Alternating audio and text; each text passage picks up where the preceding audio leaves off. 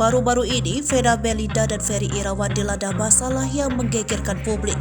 Vena Melinda baru saja melaporkan suaminya ke polisi atas dasar KDRT, Senin 9 Januari 2023. Diketahui sebelumnya Vena menikah dengan Ferry Irawan dan alami KDRT yang pernah menikah dengan Ivan Fadila. Lantas apa penyebab perceraian Ivan Fadila dan Vena Melinda di masa lalu yang kembali menjadi sorotan? Proses perceraian mantan anggota DPR RI ini diwarnai dengan dugaan adanya orang ketiga. Namun kabar tersebut rupanya tidak terbukti dan berlalu begitu saja. Pihak Vena Melinda sendiri mengaku jika penyebab perceraian ini adalah karena Vena menganggap Ivan tidak bisa tegas. Hal ini telah diungkapkan oleh Kamala Devi selaku kuasa hukum Vena Senin 26 Agustus 2013. Hal tersebut dianggap sangat merendahkan Ivan selaku kepala rumah tangga.